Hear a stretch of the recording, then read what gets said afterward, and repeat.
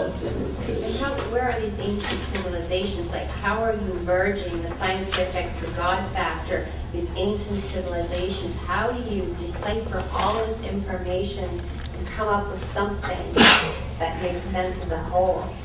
Well, you know, our word Iraq actually was Uruk. And in that place, there was, when the Anunnaki arrived here, they were normally living to be about 10,000 years old. And the Anunnaki were? Anunnaki, the branch that came here that established the Hebrew and Egypt culture were mostly from Sirius A. There's a guy ruling a place called Antu. So a different planet. Sirius A at that time. But Sirius A was under the rule of Alpha Draconis at that time, the Seraphim, who ruled the dragon culture. And so that family had gotten a contract to build a very expensive artificial mining planetoid called Nibiru, crossing over. And that contract was basically for the mining of gold powder. Sitchin got it right that they were using that gold powder to repair the fabric of home atmosphere, but that was a cover story. They were also eating it. He didn't tell you that. And so when they arrived here, they began to age catastrophically. Because they didn't, well, the standard issue among those miners were the equipment to build an electric field using 6 dolmenic capacitors called the Garden of Eden. And the electric field that would produce would inhibit cellular aging. And that's the physics of why Stonehenge causes seeds to germinate. And that's what our physics must learn to understand, is the shape of an electric field that can feed DNA has to be fractal. They understood the rudiments of that at that time. It was called the raising of the Jeb. The raising of the Jeb. It was also called the Shem. The word Shem in Sumerian was later mistranslated to mean altar. Sitchin does a little bit better job. He translated it to mean highward fire stone. A Shem, as in the word Shem-on, shaman, for example. A Shem is actually an arrangement of paramagnetic piezoelectric stone which is fractal enough to create implosive charge and thus cause DNA to get happy. This dragon culture were intensely aware that aging was caused anytime you entered a less than fractal environment. They understood at least that, but they didn't understand the principles deeply. And that's what we must teach. When the Turin group recently, we installed a geomantic there. The geomantic is of a Sri Yantra, the scale of a couple of football fields. And that Sri Yantra is assembled from highly paramagnetic stone, a Shem. And when we install a seed germination test in the center, you find a dramatic and replicable effect on seed germination. And that's what could help us reinvent agriculture and architecture, which we desperately must do. That the ability to cause a seed to germinate depends, and DNA to grow. The ability to nourish anything made of DNA requires knowing that only fractal electric fields allow it to absorb charge. It's so simple. Everything, broccoli and cauliflower, they're fractal. Roses are fractal. How come people live in cities that aren't fractal? It's because they're stupid, I'm sorry to say. It's just that simple. It makes the physics on this planet look so horribly backwards, it's almost laughable if it wasn't so tragic. Anyway, so I was just going to show you some pictures of a seed germination trial. These experiments are replicable. And this needs to be taught so that we can begin to invent agriculture. Because currently we don't have a clue, sadly. So here, this is an article on the spiritual destiny of the Americas. And here, I think I put it here. Yes. So this structure is about the size of 2 or 3 football fields. It's that big. This is a very strong, white, quartz granite-based piezoelectric paramagnetic stone. These are trees at the vertex. And when you walk by here, we just did a seminar here. We were teaching geomancy. And this guy who never measured it, done any dowsing in his life, he walks by here, his hair stands up, and he goes, ah! He feels something he's never felt in his life, and he realizes this is the blood of Mother Earth, the charge that's been allowed to experience symmetry. So when you put a dish of 100 germinating seeds in the center, the seed germination is dramatically enhanced. It's measurable, it's replicable. Is it only in the center? Well, the compression is best there. You can do this in a labyrinth. Here's a labyrinth. See, we've got there's a figure 8 here. This is a labyrinth. And actually, I put some. That would be really. So this would be important in the null areas of the Earth, wouldn't it? Especially around the equator and places where the electromagnetic. Well, basically, a labyrinth or a Sri Yantra, geomantic, are to be installed normally where magnetic lines cross in fractal. Lines. The ley and the telluric. They can be measured. We're using a nanotesla DC magnetic flux indicators and we even know the minimum number of nanoteslas which are needed at a magnetic line cross. I'll have to reset it.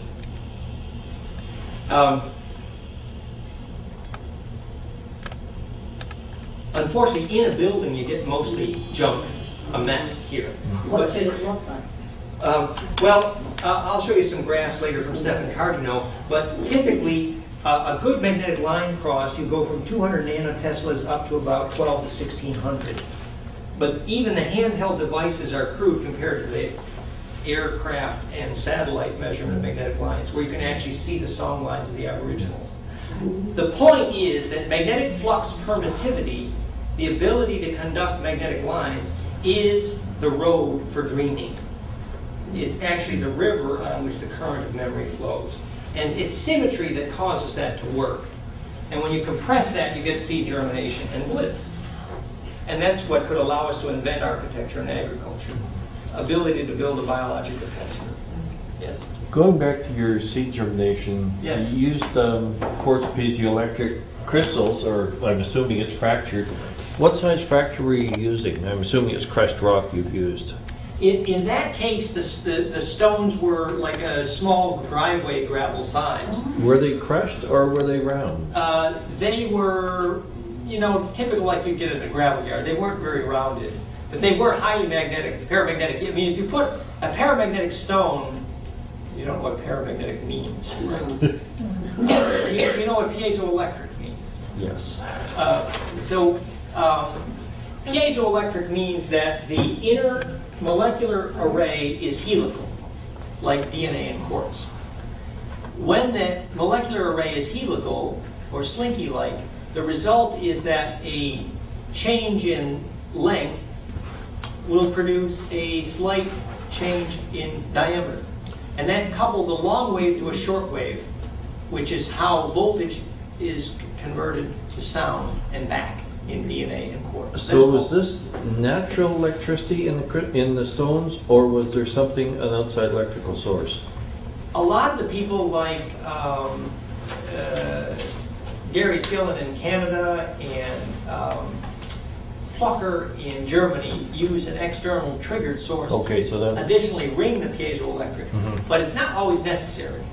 The fact is that if you have a strong piezoelectric stone, it can absorb enough charge from its environment if you give it enough symmetry. But does that depend upon where it's deposited? Very much so, very much so. And this place was doused. The same way you choose where you put your bed. Yeah, okay. The place where magnetic lines make roses is the place where DNA can get fed, really. Everything piezoelectric, I mean, the very fact that it's living matter is not piezoelectric. All biologic proteins use helicity, like DNA, to achieve that phase relationship between long and short waves. So life is in part the definition of the ability to couple the long and the short. So you have an insight there. Yes? So consequently, then how can you say that you will only look for piezoelectric crystals? Because... Well, it's piezoelectric and paramagnetic. And paramagnetic. We didn't define paramagnetic yet either, unfortunately. I think I have some pictures of one of the seed germination tests here.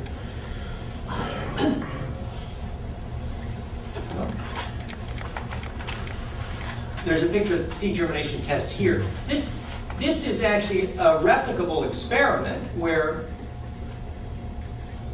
the orgone people do this a lot. And they're right to say that the field effect creates germination, but they're wrong to invent a word like orgone when the proper word is actually simply recursive charge. So here's an experiment that they did. We have some similar from ours now. 30% difference in germination weight over the same time by simply being placed in what they call orgone, which what we now know is recursive capacitance, charge compression. So once we understand the electric field theory of what makes seeds happy and what makes people get bliss, we can invent architecture and agriculture. We can build living capacitors. That's where this conversation is this the same frequency then generated as in a pyramid 2/3 of the way up, aligned properly and so forth? We're describing architecture essentially as the ability to create, well, here's an example. Where is the place that a seed is going to most profit in this electric field?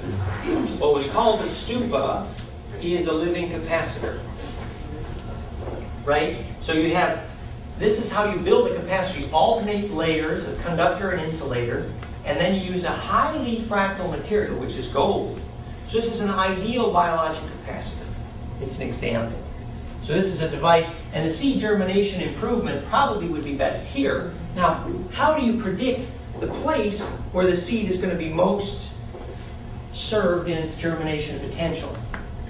You see, I have water, land, good dielectric alternation of conductor insulator, and it's recursive and fractal and pent.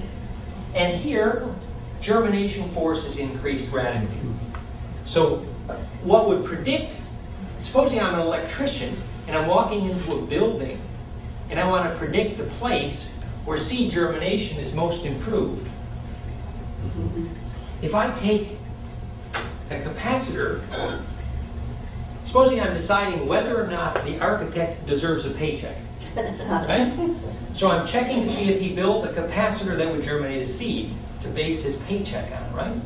So the place where seeds germinate best is the place where you put a capacitor there and you measure the output voltage of that capacitor in a spectrum analyzer for harmonic inclusiveness. The place where the most number of waves converged is the place where seeds germinate, non-destructive compression. You see, so sacred space is electric fractality, quite literally. So you can see where we're going with this. Once we can understand this life force, right? You see how the sweet spot. So we've avoided sharp corners. We've used material which are phase conjugate dielectric. The phase conjugate dielectric is actually a list of materials. Once we understand that fractality is what creates life, then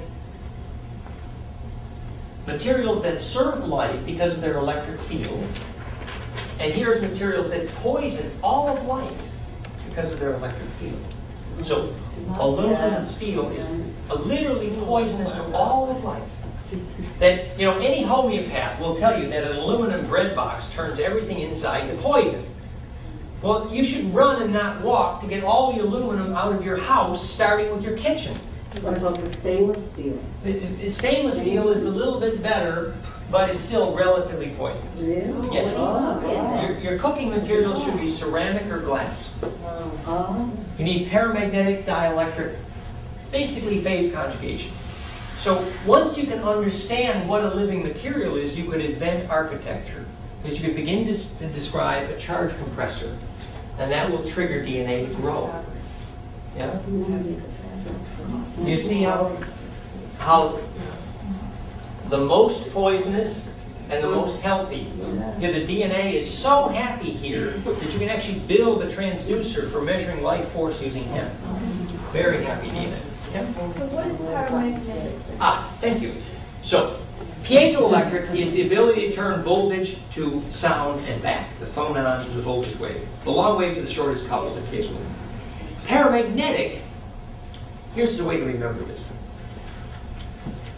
Remember when James de Mayo, he made a measurement that showed that cultures that make laws against touch, where affection in public is illegal. This was the study. It was called The Origin of Armoring in Saharasia. And this is James de Mayo, the Oregon. James is quite a guy. And he showed it's clear that if you track the path of laws which made public affection illegal, you track the spread of desert. Simple anthropological data. So, if you pass laws that make public affection illegal, you're creating a desert. That's provable by simple statistics, right? So now we're explaining this to our high school science teacher again, right? Well, gee, when they pass laws where kissing is illegal in public, it makes deserts. What's the problem? The physics, another clue to the physics here is that in patriarchy, the churches are more likely to be made of sandstone, diamagnetic. In matriarchy, Polynesia, Minoa, the churches are more likely to be made of limestone, paramagnetic and not diamagnetic. Why?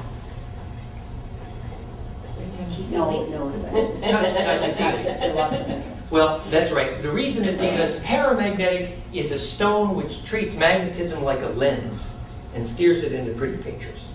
Whereas diamagnetic treats magnetism like a sieve and breaks it up and fractionates. Fractionation is death, fractality is life, right? So paramagnetic versus diamagnetic stone is the paramagnetic stone generally which serves life.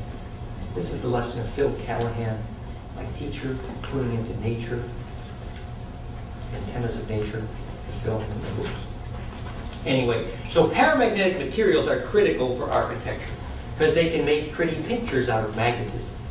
Why would limestone treat magnetism like a lens and sandstone treat magnetism like a sieve, like a stringer? What's the difference? Think about it. Limestone is pulling together a clay formation. Sandstone is a breaking up of particle. You're on the right track, but think more about limestone. What's it really made of? Where did the calcium come from in the limestone? Well, the organisms on the something that was once alive. The calcium in the limestone. So now this is good. This gets us right back on track with our curriculum. So what is it about life that requires this particular geometry? This is a kind of profound principle that we really want to get to the heart of to sort of complete this morning's curriculum. Here's a little clue. This is water molecules that create life best. This is called a clathrate cage. There's a famous book, it's called Electronic Biology and Cancer. It won Albert Szent-Györgyi the Nobel Prize.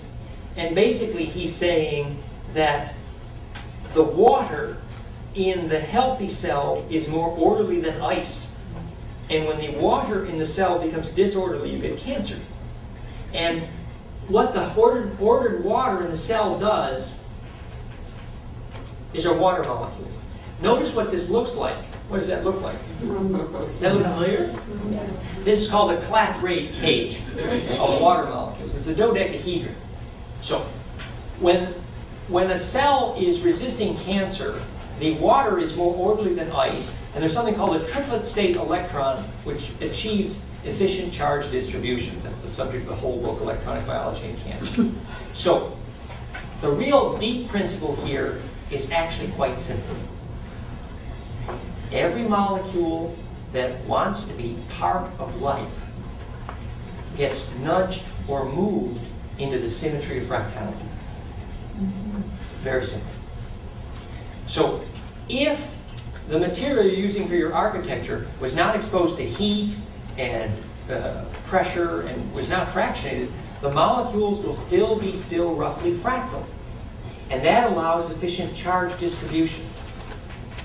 And that creates life. So the reason you want to use living material in your architecture is because it's going to create a charge field that's fractal to nourish biology. So what you want to be asking yourself at this point is, why is it that the electric field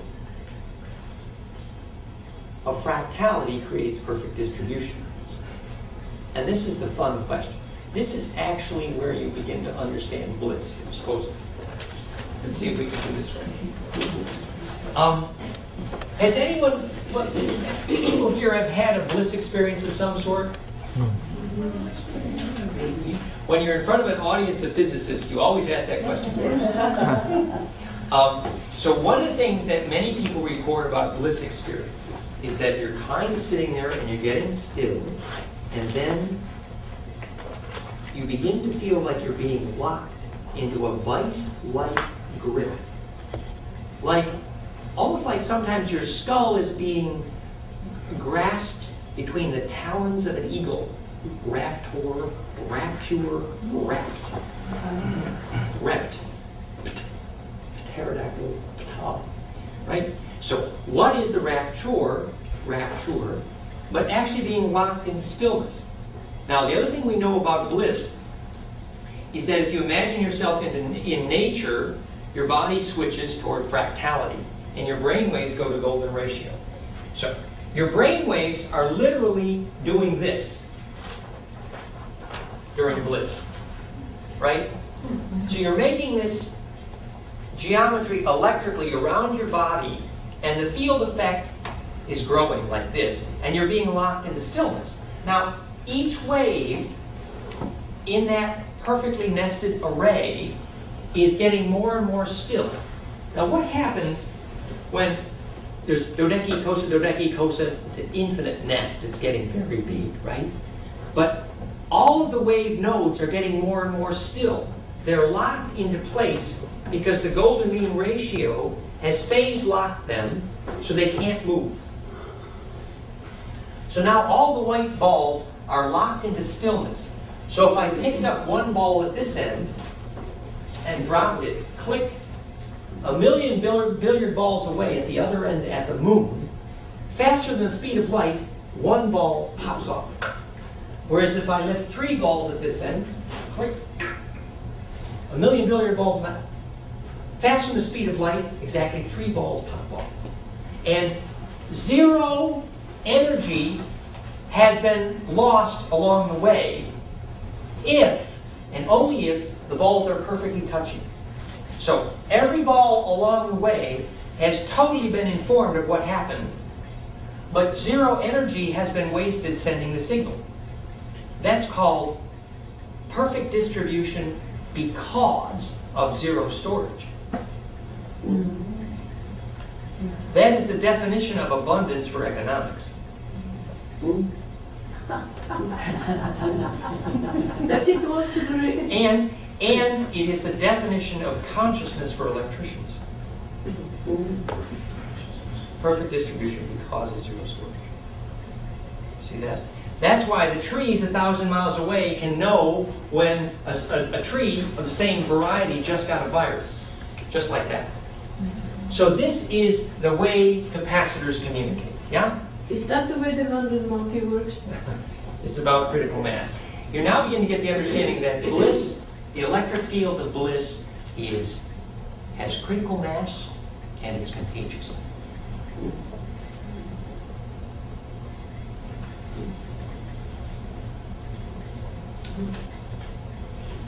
So this is our introduction to a language to understand why we need to design environments enabling bliss, actually, and how to do it.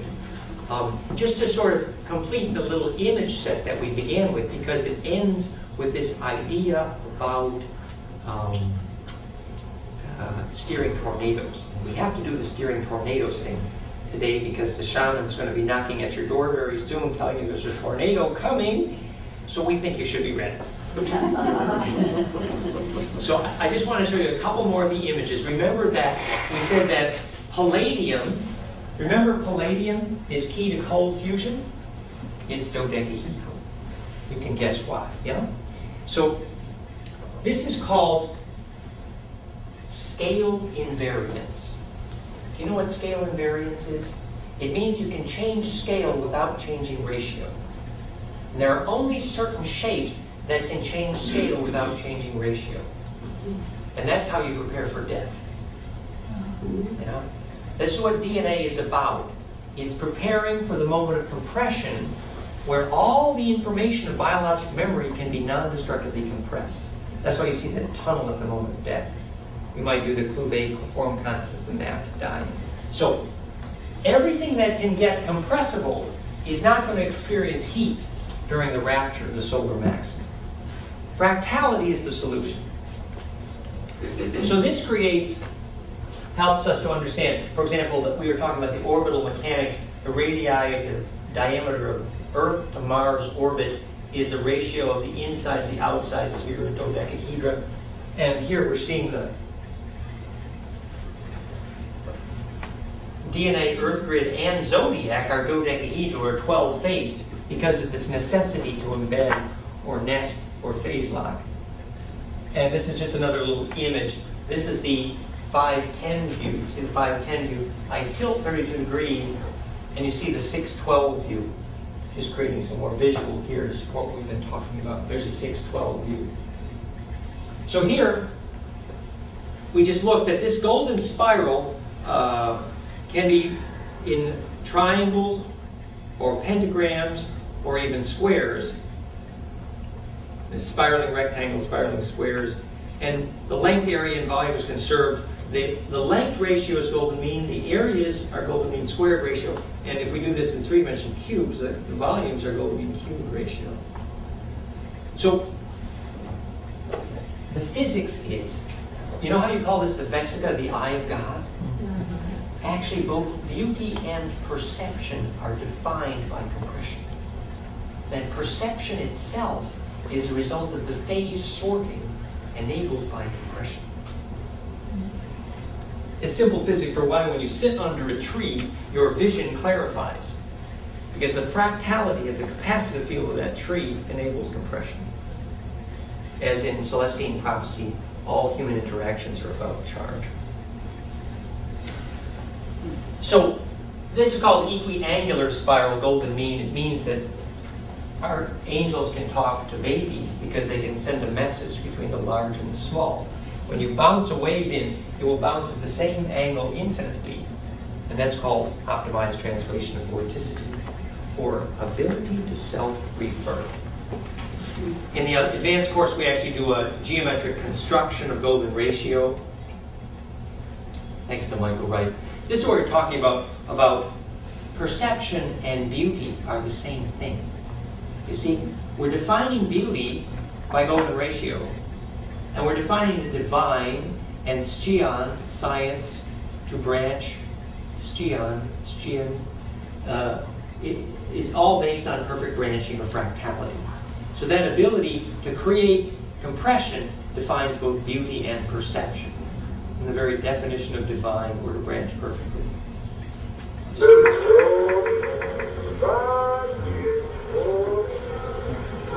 Just before we go to lunch, to leave one sort of practical application of this in your mind, this is the concept of the flow form. Notice that the dishes are in golden mean ratio, and the dishes are beating in golden mean ratio. You see this beating action? And here's the tail wagging the dog. And here, the water has changed specific gravity and seed germination and surface tension measurably because the wave has been folded contiguously, the inertia, from the long wave to the short. Valerie filmed this. You see the recursion here? That's the turning inside out. The beating ability to self-refer. Looks like a beating heart, too. Exactly. Exactly. So this is called, again, optimized translation of vorticity. It's like turning on a wash machine spin cycle. When the spin density goes from the long wave to the short wave, you get laminar coherence in the water, and that's what heals the water. That's what causes a seed to germinate. So you can optimize that principle by building a nozzle to braid the water molecules. And that's why the unicorn's horn purifies water, you know the story. It's actually the physics of braiding. So that just gives you a way to visualize this. What would you do? You put the seeds at the bottom of that nozzle? Well, water that's been treated Yeah. by recursive braiding actually improves seed germination, ability to sort solids by mass in sewage treatment, changes surface tension, specific gravity. It actually becomes charge dense. I have a question. It's kind of simple. Like, you know how like we're talking about fractals and we're talking about golden mean and like Fibonacci sequence, like A plus B equals C and all that. What's Mandelbrot in relationship to that? Like what's the difference between the Mandelbrot fractal and the fractal, or the similarity between the two? And Mandelbrot means almond bread in German, and almond. If you see the almond shape at the center of two golden spirals, here's the Mandelbrot fractal, Right. and here's the top-down view of that model. 5 cubed, and 5 to the 6th. Okay, so the Mandelbrot fractal is basically one example of what phi recursion can do. It's making the connection between fractality and golden ratio is really how you understand compression. So ability to self-refer, and if I take that in 3 dimensions and fold it out like this, I get powers of golden ratio this way. And one last Yes. request, and I might be jumping the gun, you might have it planned already, but if we might have skipped over the animation of the Grail Cup to see the 3-dimensional fractal and zoom in from any angle. And if that's coming, that's cool, but I just thought... Oh, well, we're about to go to lunch here. Let's just see if we can play with our dreaming at any point is good.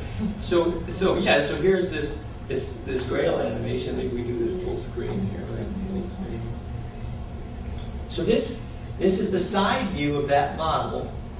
And notice, here's our 60-degree cone view. And this is the infiniteness of dodeca, ecosa, dodeca, ecosa. And if I rotate, I see the top-down view of DNA there. You have 10 spirals of golden mean. And notice that it's a 32-degree tilt, which turns that from 510 to 612. This is the top-down view of DNA in every protein that's alive. They're all 5-sided. So they get actually the voices of their ancestors speaking. And astral hygiene means that if their intention is clear enough, then they don't get the wrong ghosts inhabiting the bodies of those who are in the trance. So we're going to talk a little bit about astral hygiene and bliss dance tomorrow as well. So I just show a little part of this film, Dances with Ecstasy, as a way to acknowledge the reality of bliss dance and the fact that tribes that had a real bliss dance would serve tribal memory because the immune system of the tribe is nourished. And if the voices of the ancestors are present, then survival memories are enabled. It's really survival critical to be able to have the voices of the ancestors available. So trance and bliss serve the immune system. And they say when the tribes forgot their bliss dance is when they got AIDS, you know. They really have a good solid bliss practice together. The immune systems are nourished. This film is by Gabriel Roth and Gene Houston called Dances with Ecstasy. We might play a few segments here. There's a beautiful section with the Sufis. I think Valerie wanted to make a couple of announcements here. One is, remember that the DVDs here play on all computers, but since most of them are PAL, if your DVD player is not modern, then it may not play the PAL, only NTSC. But all computers play the DVD videos, you know. Val also mentioned that some people got the children's DVD and they thought it was a DVD about death, so there's a confusion about that. Just see Valerie. Or vice versa. I'm sorry about that. This is this lovely super thing. The other announcement is we're going to do just a little bit of so,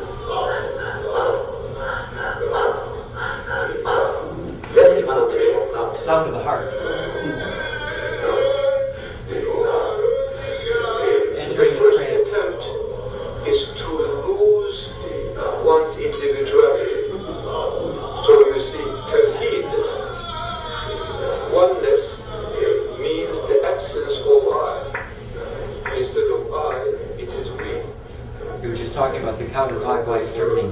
Most of us, we are slaves. Well, this is clockwise here. So you don't get dizzy if you breathe into a fractal, you make your own gravity. We'll see later in the film that dervish turn, the practice that allows them to make a black hole, they're making their own gravity. You exhale when you go, or is it the other way around? The sound of the waltz is a lub-dub. It's always 3/4, and you see the sound of the heart is lub-dub, lub-dub. And there's ways to imitate that in the breath. So hum, etc.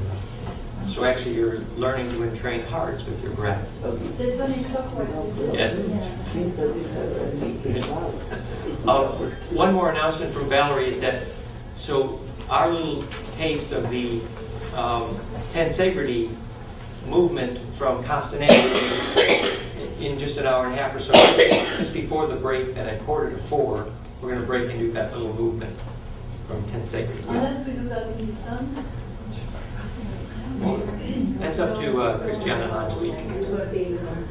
This is the Rainbow Serpent Festival in Australia, where we actually presented at this festival 5,000 kids, a rave and a doof. They're all yearning for bliss.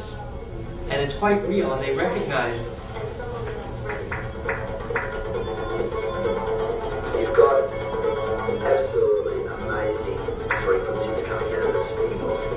This is Krusty. He's a real character. Runs this thing, but they actually came to the people, the founders of this the biggest rave group in Australia. They came to our Melbourne conference, and they really understood that you could teach young people a way to bliss, and it was a musical recipe in your EKG. You know, they really got it. And we had 500 of the 5,000 kids came to our presentation about learning heart harmonics is the music of bliss, and you don't need drugs, and it's really self-empowering.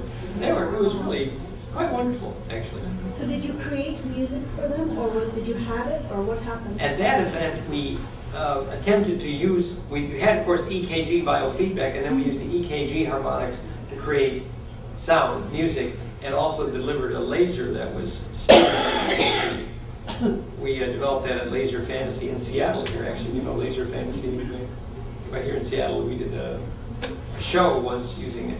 You see, you know, lasers are steered by gimbaled mirrors, x-axis and y-axis, and you can paint pictures with laser light. But if the gimbal mirrors are steered by your EKG, then if two hearts come into phase lock, you get a Lisa-Ju lambda. You can display phase relationship with hearts and lasers. Here, the tribal shaman is consciously awakening Kundalini. What will happen is the null energy, this energy that rests at the base of the spine, travels up the spine until it rests out of the crown of the head. A so-called ecstatic or samadhi experience occurs, which is a universal phenomenon. The Buddhists, they call it nirvana, the Bushmen call it kiya. It's really very similar to the yogi Kundalini experience. They're renowned as very, very powerful healers. They are channeling universal healing energy. So they consciously excite the DNA, and then that's a tribal service where that healing energy can then be delivered. Now they're very close to each other. Yes, exactly. Critical mass, contagion, and they're actually igniting each other's. There's a microwave phase conjugation here. It's real, true bliss practice. So the reality of the need for bliss requires that we understand more about the science of this. And so this afternoon's section is called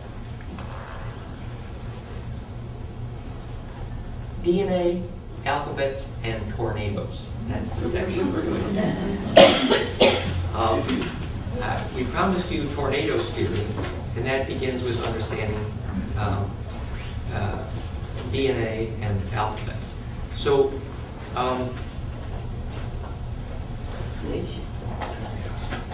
let's start with the DNA section here. We know that, well, actually, maybe we'll start with the tornadoes. earthquakes? We're not going to get a tornado here. Well, the principle is that the shape of the tornado is a vortex, and therefore is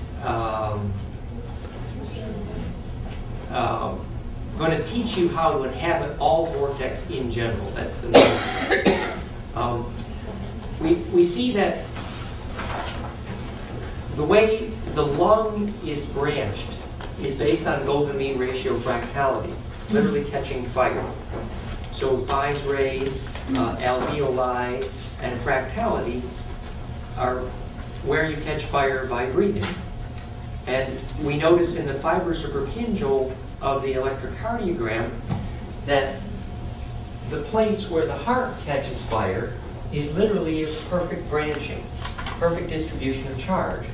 And that ability to be a perfect tree structure electrically, that fractality, that divine arborescent branching, is the beginning of the heart's ability to suck in voltage from gravity to create this living tornado. This is an introduction to what we discussed tomorrow. We take the heart harmonics at the moment of love, and we see this coherence and this embedding. We're going to talk about the mathematics of that tomorrow. So you see that perfect nesting, perfect embedding, super looping, context richness, or fractality is all illustrated by the idea of Chinese or Russian dolls, the perfect nesting, where the shape allows the little to fit in the bigger non-destructively. So this creates the physics of movement with the quality of grace, mudra, so that by following a perfect path in movement, we enable the compression of charge, and that compression of charge defines the sacred and defines healing. So whether it's the finger of God touching man at a spark gap based on golden mean ratio between the bone lengths, enabling the compression. So if we took a spectrum analysis of this spark here, we would see an infinite Fourier series based on golden ratio. An infinite number of waves that agree to meet. And that's what the finger of God touches man. So we see that the sperm delivers voltage to the egg, and he is trying to make his dent in the world. And if the voltage delivery is sufficient, this causes the egg to invaginate, to dimple, to start a tornado, to turn inside out, in the same way that you'd start a labyrinth at the place where the magnetic lines dimple. That turning inside out move is the first move you ever made. So the beginning of birth is when the sphere dimples and becomes a donut. Then it follows a growth path, the fetus, based on golden ratio spirals. And even Steiner called the process of invagination a 7-step process. And notice that if you drop an ink drop into charged water, after it turns into a donut, it will fall into exactly 7 smaller donuts. We're going to discuss the physics of that. That the division of the torus into 7 smaller field effects, actually the physics of the origin of rainbows, is based on the 7 spins of the tetrahedron. Cubocta, ecosa, dodeca, octa, tetra. And there are 7 arrows or axes of spin symmetry which can pass. It has more symmetry than any other shape. 4 are vertex, face, center, spin symmetry arrows, and 3 additional arrows are edged center paired spin symmetry arrows. So that 7 axes or 7 arrows that can pass through a tetra becomes the physics of the origin of rainbows, heart muscles, alphabets. So this geometry of perfect branching becomes philotaxis. All biology creates perfect packing in order to create perfect unpacking. Our science should know that all biology is fractal, so we must build our cities that way.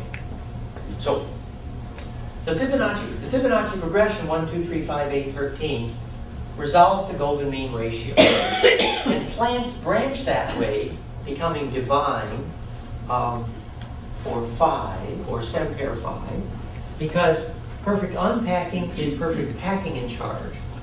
It creates what's called maximum exposure, minimum superposition of the light, which is simply the best way to share charge. And that's what then allows the little tornado to be centered in the center of the larger one. So the role of mind among waves is the ability to hold a small tornado centered in the middle of a larger one. This is called embedding or perfect nesting or super looping. So this is a good picture for your mind when they knock at your door and say, it's your turn to steer the tornado. Okay? So, reviewing the Vedic, the ability to self-refer is the Vedic definition of consciousness. And this is the only angle at which a wave can re-enter itself without hurting itself. That's called non-destructive self-re-entry in physics and hydrodynamics. And we see it's going to be our definition of self-awareness. So imaging the geometry of the growing field effect is really, whether it's sensitive crystallization processes in the blood or Emoto or Steiner, it's actually a map of the projected capacitive field, the charge field. The light force is the strength of that field effect. We'll show you later how we measured that. We went through these. So life is negative entropy. The ability to become alive is the ability to get fractal enough to attract charge, and that's what causes the emergence from chaos. So the moment at which biological systems get fractal, they suck in charge, and that's called life. And that Steiner called etheric formative force and projective geometry. We now know that's the name for how capacitors like pine cones suck in charge by imploding and create life. Negative entropy. That's why things like the stock market emerge from chaos when they hit golden mean ratio, because they become self-organizing electrically. So the voltage that you can measure from the top to bottom of a fresh egg is because the geometry of the perfect egg is based on fractality. And that's a charge attractor. And that's how eggs and your EKG get voltage from gravity. So here is Uncle Hermes, Thoth, Enki, and he's studying the physics of the origin of life and life force. That the arc angle of projective geometry that makes the perfect egg that maximizes the amount of voltage that it sucks in from gravity is the principle of life. And that's based on these. This is actually the 7 layers of heart muscle. The heart is not a pump. It rather throws the blood in a sequence of arc-angular vortices. And the ability of the periphery to feel the bliss is because the angle of the tornado emerging from the heart is actually the shadow on the wall of the cave. It's called the alphabet of the heart. We'll see more. So here's the projective geometry. This is thanks to Nick Thomas, who teaches the Lawrence Edwards field of form vortex of life work. And you see that you project this golden spiral on a cone, and then you revolve that, and you have the perfect egg. Exactly exquisite. So this creates a structure where the adding and multiplying of the waves, adding and multiplying phase velocity, turns compression into acceleration. The wave speeds add and multiply with golden ratio. And so the wave coming out the center has gone through the speed of light. And that's how the egg couples the gravity field to get voltage. So when you ask where does the voltage in your heart come from, it's because of the rose petal-like fractality. The evolution of computers and life force and consciousness are each summarized only using the story of the discovery of successful compression. So you have the top view of DNA and implosion, the side view and the oblique view, you see the adding and multiplying based on golden mean ratio. All the children fit the nest. Nobody fights.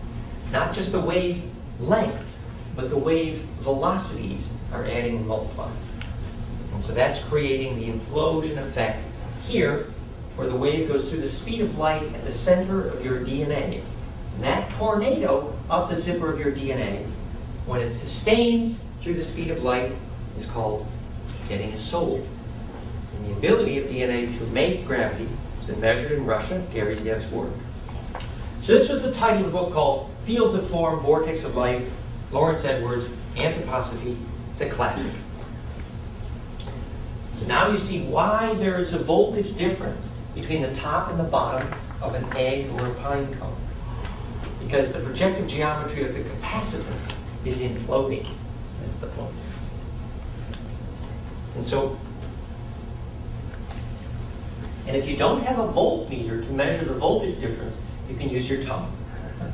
It's actually true. To check the freshness of an egg, it's really true. There's a temperature difference. And this is how we measure it. We take this gold-coated egg, and life equals the ability to microorganize the weak electric field. So a tomato or a chicken egg is alive or dead, depending upon its ability to organize this electric field. If I take the voltage from here to here of a fresh chicken egg and do a harmonic analysis of power spectrum, the output voltage is about 1/1,000,000th of a volt, and I spectrum analyze it exactly like we do with a brainwave. Yeah? And so we can measure freshness, life force, with pure electrical understanding. This is the university in Australia that worked with us. This is our original test setup. This is a hemp fiber spherical capacitor. It's one of my early prototypes. This is the original preamplifier. Now we just use the same EEG device we used for the BlissTuner, which we'll demonstrate tomorrow. Here, we're actually able to measure trees responding to love. This is a tree that was actually entrained by a sacrocranial practitioner. Sending love to trees is measurable. It's actually quite real, because the low frequencies of the tree's capacitive field phase lock the EKG. This is the life force in a plum. Here, we have been able to replicably measure the grander water. We know the frequencies in it. Are you familiar with grander water? It's just a charged water that's famous in Europe. And we know now that it's actually been charged capacitively.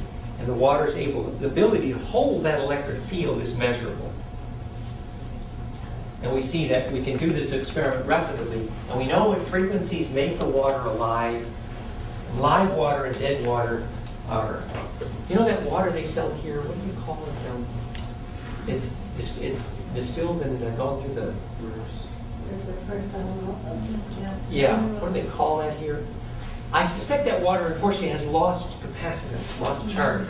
Dan, a friend of mine is involved with these far infrared ceramic technology, and when you use that in combination with water, he's telling me that the water is able to hold more energy than even just normal clustered water because of the wavelength without being destroyed.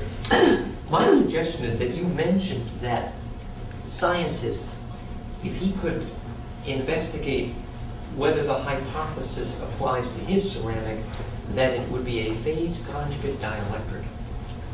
That the principle of what allows a ceramic material to reduce electrical pollution is phase conjugation. That should be fascinating, that research, because I believe that's the key. Because ceramics are frequently used to eliminate electrosmog, but the principle is seldom taught. And this is actually phase conjugation in action right here. You see the phase conjugation? That's what enables it. That's the caduceus. That's creating implosive compression. And this is the harmonic analysis of a heart having love This is the harmonic analysis of an essential oil, a rose oil, that's been measured successful against AIDS.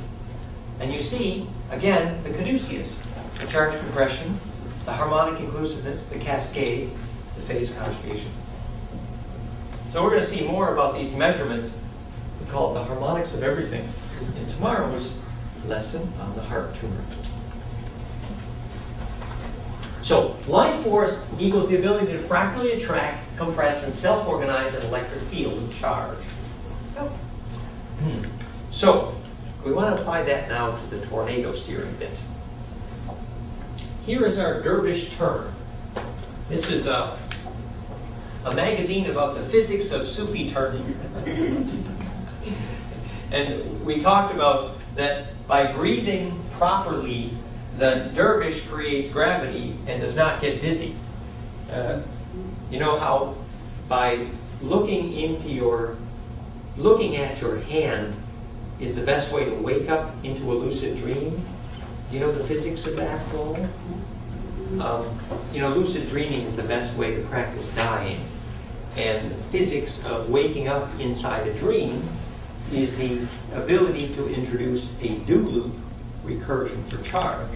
So since the amount of brain surface homunculus mapped to the hand is maximized, that when you look at your hand, you set up a rather powerful electrical recursion loop, and that sets a circuit actually up in the brain. Actually, that's something we didn't do in the physics of Kundalini here. Maybe we need to do that first before we do our little tornado steering thing. So you create lucid dreaming by staring at your hand? It's a classic tool to teach people to lucid dream, is that if you're in a dream and you want to wake up in the dream, look at your hand.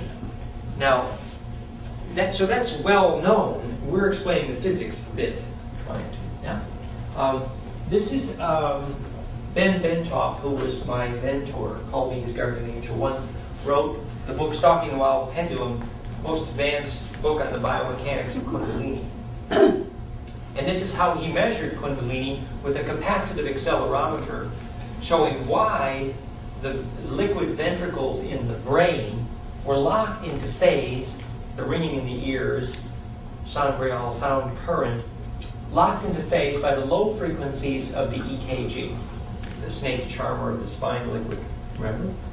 So what's happening is the lowest frequency of the heart's pulse pump wave travels down the aorta, and if relaxation is elegant, then the rate at which the phonon wave arrives back at the heart makes a standing wave, which makes the next beat more efficient.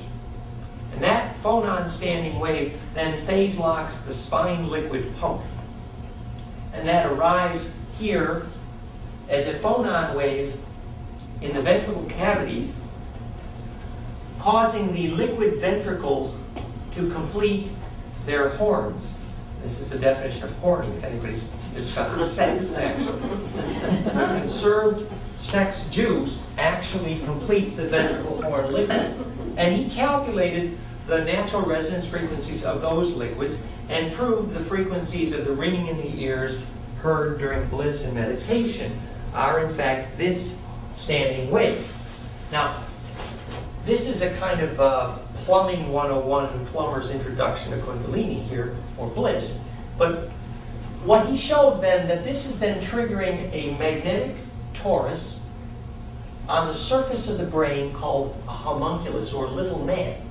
In the area here, well, that the path, you feel this lightning bolt coming up here, and you feel this vice-like grip of the path of what's triggered in the Kundalini is actually the sequence of the map on the brain of where the brain is wired. So in effect, Kundalini could be a powerful magnetic donut here, and although it feels like lightning up your tailbone, what's happening is it's all in your head, dear. But as above, so below. Anyway, the part on the body here that's mapped to the hand is maximized. So when you look at your hand to wake up in a lucid dream, you create this, literally. Because now the optical cortex is making a map of itself, referring to itself, and that creates the ability to self-refer. And that helps you to create perspective, to wake up inside your dream. So, back to our tornadoes theory. Yeah? So that was a tornado starting in the brain. Now, in this magazine about the dervish turn, as example of making wormholes for time travel, you see that the actual charge field you're making is called a Schwarzschild radius in physics. It's basically another name for a tornado, right? And so you're becoming a kind of human tornado. And the deep physics here, which few people maybe understand, is that gravity exists because of the perfect balance or perfect phase lock of the rotational inertia this way to the centripetal inertia this way. And that relationship means the rotation is stabilizing an implosion wave going to center called gravity. So the rotation has to create gravity such as center, or in a widening gyre, the center will not hold. William Butler Yeats, you know how that goes. So here's the story. Now here's our situation. The weather control people have said, why do some tornadoes obviously steer around killing people and others do not? We're noting that particularly in recent tornadoes, I thought you said tornadoes don't happen here. Okay. But the point we're trying to look at here is the pentagonal inner symmetry of the core. If we zoom in to the core here, we see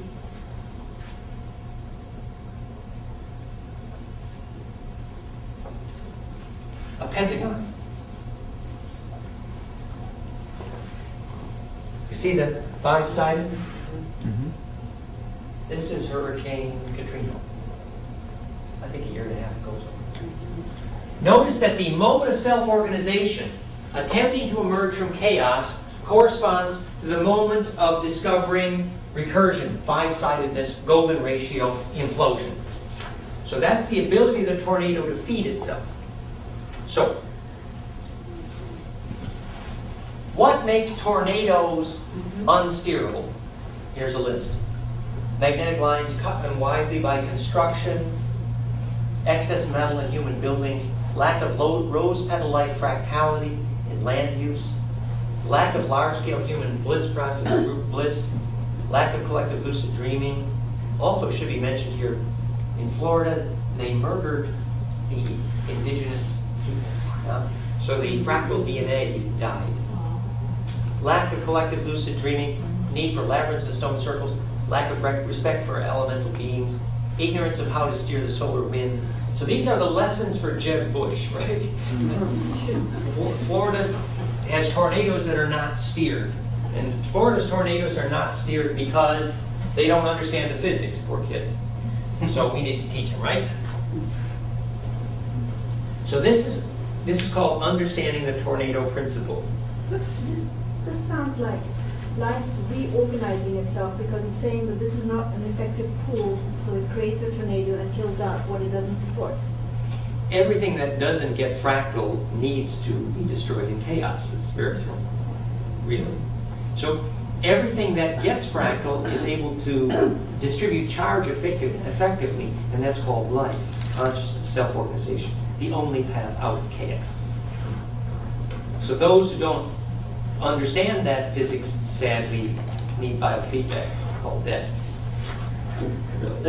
George Bush effect. So yes, go ahead. The question is, so consciousness is basically clearing itself out. I mean, it's basically saying you're non-conscious. So, on a bigger level, yes. The globe is being pressurized toward fractality by the sun, who needs to support her own orgasm. Right. And if we create enough charge field that's coherent, We know, for example, that focused human attention reduces radioactivity, Uri Geller's measurement. We know that if 1 million children sing at the same moment, it affects the solar flares dramatically. It's been measured twice. So clearly, our gene pool has the capability to steer our own sun. Right. So the sun is merely saying, if you can't inhabit me, you cannot be saved. And that's perfect biofeedback. So we're just doing this sort of Sufi 101 of tornado steering in principle to kind of get this message. Yeah? So supposing this is how the story goes.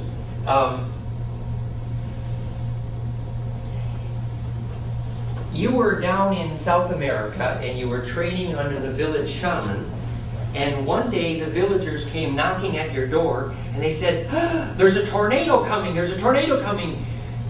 Go out and steer that tornado." And you said, oh, sorry, I'm the student shaman here. You go to talk to the master shaman who's next door. And the villager says, oh, sorry, he's out of town, it's your turn today. And so they kind of push you kicking and screaming out to face the tornado, because it's your job. You know, job description and all that. So, as you're rather shaking at the knees, you look up in your How to Be a Shaman Handbook 101 in the index under steering tornadoes, and it says, eat the hoocha. You said, what the hell is hoocha? And then and you look up in the index and it says, the hoocha is the anchors. Oh great, I'm supposed to eat the anchor of this tornado, swell. And then you suddenly remember the one day your boss was coming quite angry and it felt like a tornado approaching. And you remembered your technique, which was, you said to the boss, oh, I understand it. Oh, that must have been really painful. Until it became evident to the boss that you understood the boss's pain better than he understood his own pain. At which point the boss said, well, okay, now you tell us what to do next. That's called steering the tornado, right? So step one is you need to feel the pain. And the pain of the tornado is the asymmetry that's experiencing. It's literally lack of fractality. That's the pain of the tornado. So once the tornado feels the shaman feeling the center of the tornado, if you looked at that clairvoyantly, you would see the bioplasmic streamers from the solar plexus of the tornado embedding, literally nesting, in such a way that the short wave inhabits the long wave, until you would see the shaman's electric field, his chi, literally embedding in the center of the tornado. The psychology of the situation is the tornado has fallen in love with the shaman and follows him around like a pet puppy dog. Because the tornado realizes, well, he feels my pain, right? Mm-hmm. So, the psychology is compassion is compression, because that's what puts you at the center. Yeah? The physics is that the shaman has electrically become the center of gravity of that tornado. That's the physics. Now, if we watch the film that came from, it's from Twister, but there's another little piece of that film. We see that they allow, let's see if this is going to work.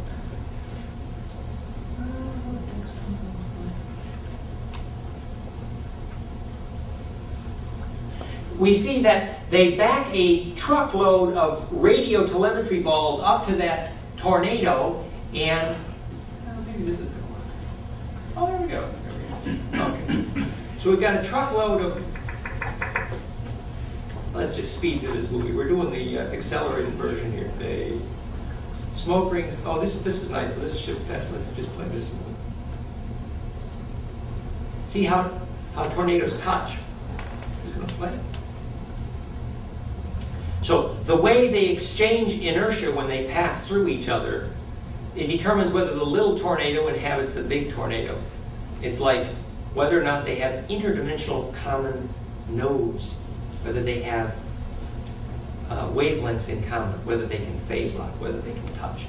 Now here, there's a section from the film American Beauty. Remember the film American Beauty? Mm-hmm. And in that film, there's a little bag. Remember that little bag?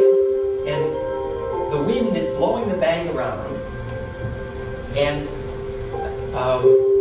it's trying to self-organize. It's It's one of trying. those days where it's a minute away from snowing. And there's this electricity in the air.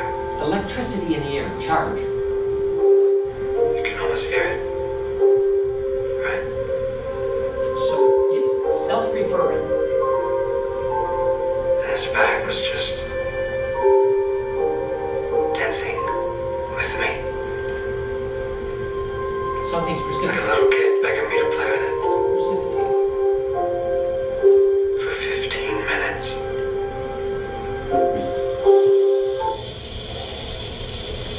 Simulated in a laboratory, a tornado is fairly simple to analyze. It's really a whirlpool of converging opposites. Upwelling warm air confronts down-tumbling cool. Dry air encounters moist. Winds aloft collide with winds below. And then in the movie Twister, you see I want to just that scene from that film. Oops.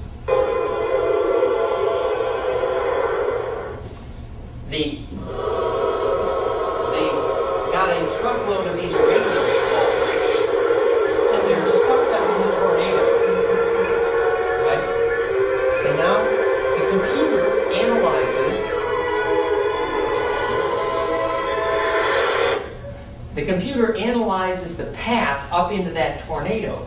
And the point is that if we look at the symmetry model of how the tornado learned how to feed itself. How did the tornado learn to feed itself? And we look at the symmetry. We see the primal slip knot. That is the slip knot which we're going to see is the Anu, the heart of hydrogen, the heart of the human, and the heart of the sun. It's a primal slip knot based on 7 spins outside, 5 inside. We're going to talk about that at great length. This is going to become our sun god. This is a clairvoyant seeing the heart of the sun, that slip knot, yeah? But just to finish, maybe we finish this little piece of film, which is so fun. So now we're in the movie Contact.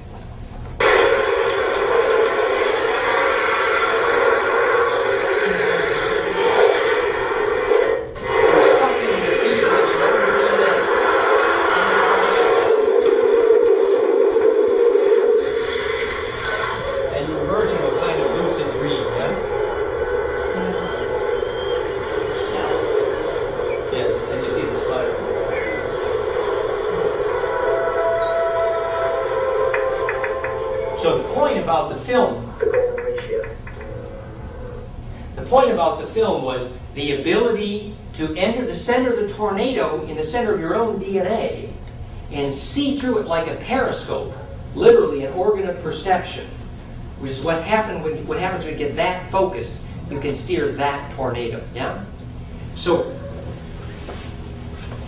the ability to steer a tornado depends on inhabiting the center electrically, to find the center of compression quickly. And to find the center of compression quickly in a tornado, we have origin of the alphabet, which we will do in a moment. So, I just wanted to show you. See, this then is, you see how there's 7 spins outside based on the 7 spin arrows of the tetrahedron and 5 inside. And this is the 7 layers of the heart muscle, which are tilted at exactly the angle of the 7 spins of the tetrahedron. 7 spins outside, 5 inside. So the center of hydrogen seen clairvoyantly, the center of the human heart, and the center of the sun are all that same slip knot, Anu. And this has been justified in recent physics in the psi perception of quarks, etc. And this then became the sigil of truth for the Othanum and the Cherokee. 7 spins outside, 5 inside. We're going to see that in the origins of alphabets in a moment. This is called the flame in the meeting tent. This is the origin of spin. So we see this nesting. We've got our 7 spins of the tetra inside. And look, I've got 7 cubes, 6 around 1 outside, and 5 inside. That's 7 spins of the tetracube, outside incubation, containment, and the 5 spins cube of the dodeca, projection. Projector inside, container outside. That's a slip knot. Here's the 7 arrows. 7 spin symmetry arrows through the tetrahedron. And in just a moment, we're going to use those to create the origin of the alphabet. Yeah? We want to see this consumed perspective, e pluribus unum, shadow on the wall of the cave. And here's now the physics of the origin of rainbows. You can understand a little bit better that photons travel as torus because everything travels as donuts. And the prism allows the photons to be sorted in such a way that they can share the space when the traffic jam forces them into one lane. That's what the prism is, compression. And so out the other side, the photons are sorted into the 7 spins of the tetra, and that's called the 7 colors of the rainbow. And the proof of that is that color is actually the 3-dimensional tilt of the photon, and not 2-dimensional at all. It's not simply wavelength. It's absurd. The proof is that a cone, which is the only place you perceive color in your eyes, a cone, can only be used in antenna theory to measure the tilt or phase angle of the field domain approaching down. So this is a correction to Goethe on the origin of color. And we have this animation, 7 spins of the tetrahedron. Isn't that beautiful? Thank you, Frank. So the 4 red axes are the 4 vertex face center spins, and the 3 yellow are the edge center pair spins. So you have 7 axes of spin symmetry superposed. And we see that the 7 color map of the torus corresponds to the 7 arrows of the tetrahedron. This is going to become the origin of Hebrew in just a moment, okay? And notice that each arrow through the 7 axes touches only one different color, codefines the 7 color map. Very touching, rainbow connection. Every color touches every other color. Yeah, dark blue touches every other color, yes? So it's perfect connecting, very touching. Right? So this is the geometry of the Anu, the heart. Now in the advanced physics, they teach a little bit more about the 3 Anu per quark, psi perception quarks. They actually made a contribution to quantum physics from the clairvoyant perception of the atom. It's true. Okay. So we were going to do the origin of the alphabet from this. I didn't want to do this bit about chemistry yet. Let's just do the Then, yes. What steers the Anu? Well, what we're saying is that the Anu is It's another thing too. it's the only sustainable slip knot, the Gordian knot, slip knot cosmic donut maker. And the reason it's sustainable is because the 7 spins outside, like the 7 spins of the tetracube, incubate, hold within, and the 5 spins inside projects, hint. And so you have a projector inside, a container outside, and that becomes called the flame in the meeting tent. And from that, we're going to see the origin of the heart of hydrogen and the human and the heart of the sun. So it's self-sustainable. Exactly, precisely. Thank you for saying it so well. Exactly. And so now, while we're ready to make that direct connection, we're going to look at the origin of alphabet. So we're going to take that spiral now. So the fact that it's called the Toros and the Torah is no coincidence. Very good, dear. Exactly. And that means a law, and a domain is a name for dominus, God, and it's a charged domain. So our language has had this in it all along, we just haven't really recognized it. So we've got this 7 color map, and see how this golden mean spiral fits on here. There's the golden spiral. There, yeah. Now, we've noticed that this is self-organizing, and we've noticed that if we tilt this, we can create the whole atomic table, right? You're with me there? I put this into Platonic solids to make the atomic table a few moments ago. So now, if you can remember the way in, that's why it's called the alphabet of the heart. You see how the central structure of the heart, that vortex, becomes our flame letter, our flame in the meeting tent. Later we're going to look at the sonic spectral fulltext of this. But here, all I'm doing is I'm taking this 7-color map, and that's the golden mean spiral, and I'm tilting that to the 7 arrows of the tetrahedron. Aleph, Bet, Gimel, Dalet, Hey. This is Hey, pi. Square's the circle. Fiveness, the breadth. Vav. So Hebrew was a name for the 3-dimensional cookie cutters for nesting the golden spiral tornado into a tetrahedron. It's literally the matrix. And we're going to see in a moment why that's a software environment for doing genetic engineering. Because the 4 codons of DNA nest tetrahedrally. That animation will happen in a moment. But just so you can see this a little bit more simply, here, which one should we do first? So here you see I'm indexing your approach to the center of a tornado of a dodecahedron. You see A, B, you see some letters there, don't you? So now we're going to take a superset alphabet, which is the alphabet, the Arabic Roman. So you can kind of see it here. You see A, B. I'm not changing the shape of that spiral, only your point of view. C. This is called get up off flatland. Don't be a shadow on the wall of the cave. Get up off your cross and follow me, right? Which is to say, leap from flatland into 3 dimensions, yeah? So this is called e pluribus unum, or consumed perspective. So here, I've now removed the donut. I've left only this golden spiral on this donut. I'm not changing the shape of that spiral on the donut, only your A, B, C. So once you see this, that the alphabet was, well, here now, when your little child asks why there's a dot on the I, we suggest that you answer properly. You see the I and there's the dot. No? The children deserve an answer, yes? And the alphabet should be taught by having this hanging overhead in the sun, and they flip the tetrahedron, and they see the shadows, and the alphabet is self-correcting in your mind. And then once they can think in the language of light, the only alphabet that ever existed, pure symmetry, then their dreams come true because of the physics of psychokinesis is enabled by pure charge compression.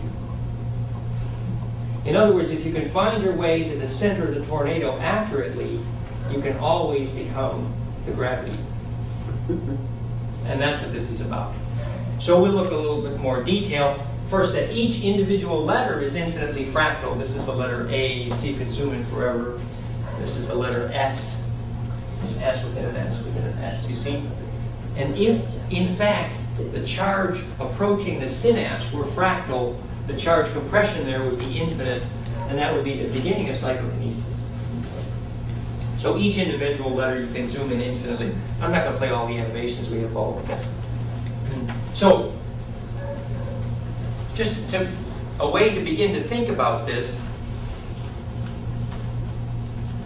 I'm going to register this properly now that we know that green is the side of the photon torus approaching the cone of the eye such that you're neither sucked in or out. Whereas red is centripetal. In Hebrew, Adom, red means to make hard. Whereas bleu is centrifugal, which is to make wet. Yeah? So, registering this properly, if I walk from the outside in, now I'm on the outside looking in, from this point of view, this letter is the Hebrew letter Bet.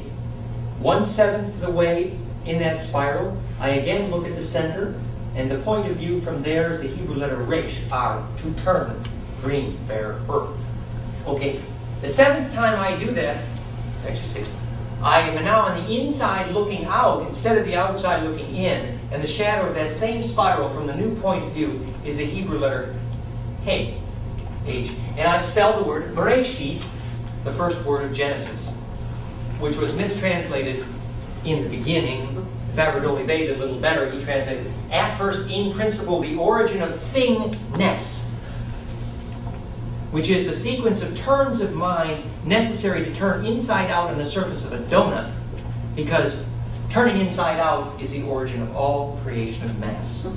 So this is the real Bible code. It has nothing to do with the two-dimensional childish gematria. It's the three-dimensional quantum mechanics of the full tilt of the torus, which is the shape of quantum mechanics, the physics of creation. Is it also comparable to like the seed of life if it's seen as spheres rather than flat circles, and that form is like not only like a cluster or a molecule, but also the embryo that it's like on the seventh day God can rest because now it's a life form and it can. Actually, the seed of life is the stellation of the tetra into the cube octa, and that creates that perfect unpacking. Yes, and the inner shape of that. Well, here you see. Everything in the universe is that which can be named because the sequence of magnetic donuts that can concentrically nest is called a word, R-A-Y. This is Ray's trace. You see, so a word is a name for which magnetic domains can nest and phase lie. Really quantum mechanics, word making. This is the fig leaf. And this is the ancient sacred animal structures, and the capital letters with the double. And you see the feminine organs here. So, origin of alphabets was, here we compare the Hebrew to the Sanskrit. In the Hebrew, you indicate your position with respect to the matrix, the tetracube, with the three arrows, called the tagin, or the crownlets. In Sanskrit, you take the same letters and you indicate your relative angle with respect to the tetracube with the bar and the cross.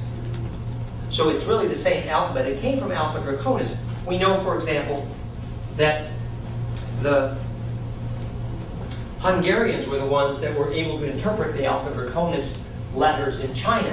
And Tolkien used the Finnish Hungarian for his movie Lord of the Rings. We're going to see why here in a moment. This is the Ophanim Enochian, and this is a bit more advanced. We might not have time here today, but John Dee was taught this alphabet by the Ophanim Enochian, by the Ophanim angel.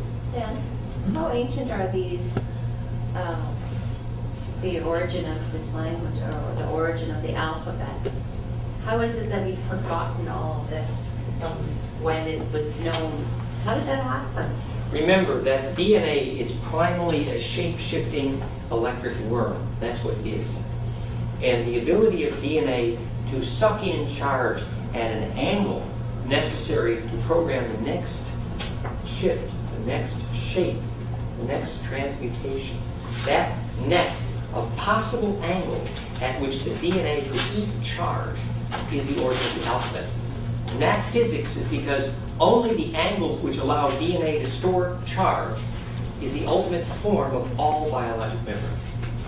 So the fact that this language didn't come from Earth is kind of boring. It came from Alpha Draconis. But what's interesting is the physics, which is the principle which allows the growth of DNA by being able to program the angles at which charge is consumed. I was going to show you the origin of Cherokee in Greek there, but just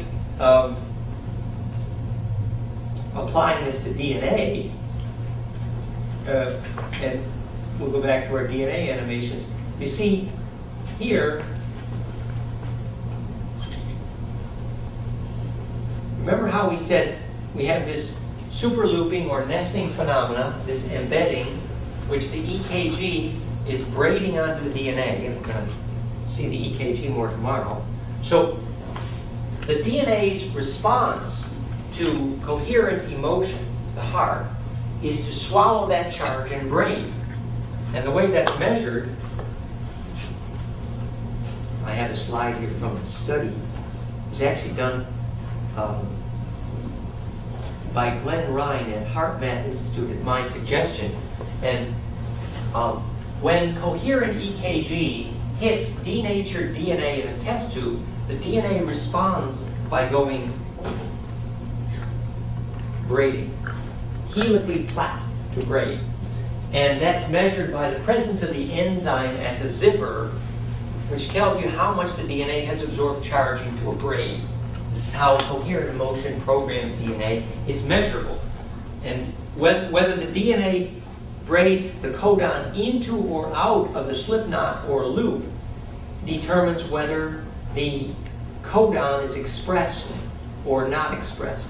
So in effect, the stoichiochemic or macrocellular alignment into a braiding process determines whether a DNA codon is expressed or repressed, like AIDS happens if you don't get bliss, you know. So the structural placement of the codons of DNA determine whether the RNA can get added. And that's controlled by the braiding, and that's controlled by heat motion. So remember we said that this thread is a stepped dodecahedron down a slinky, 5 spin symmetries there.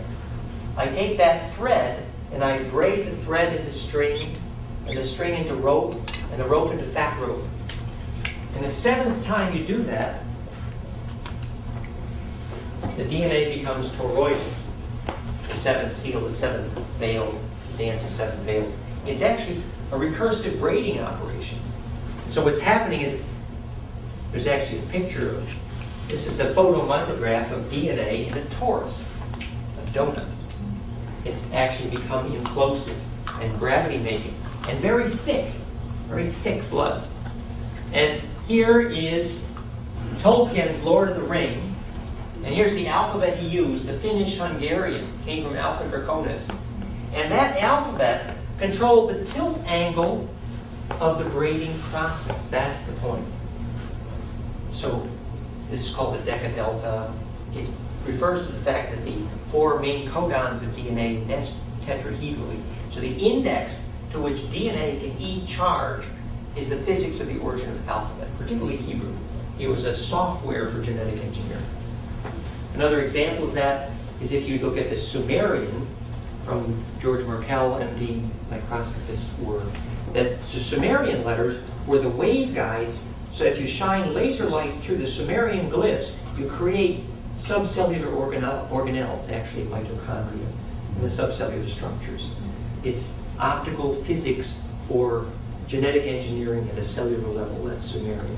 So you see, Sumerian and Hebrew are evidently a software for genetic engineering. It tells you a lot about the origin of our planet, actually. Yeah. So, you see why we call this section Alphabets DNA and Tornadoes? Any questions? Could you touch a little bit on the the 6-sided geometry of the flower of life? And I remember reading something about the type of language that produces versus a 5-sided. The suggestion here was that when you took this alphabet, the Hebrew, you restricted the braiding of DNA tetrahedrally, and that would not produce implosion. It was actually an alphabet for making golem. Priests write about that. You can make a golem using Hebrew, but it does not get a soul. This was Enlil Yahweh's problem. And so the ensouled alphabet is perhaps the more advanced, and that's where we looked at the Ophane and Enochian. We didn't take enough time with that here, but I just tell you, the short version of the story is, remember we were talking about John Dee, who taught Bacon to be Shakespeare and origin of the spiritual destiny of America. Well, John Dee spoke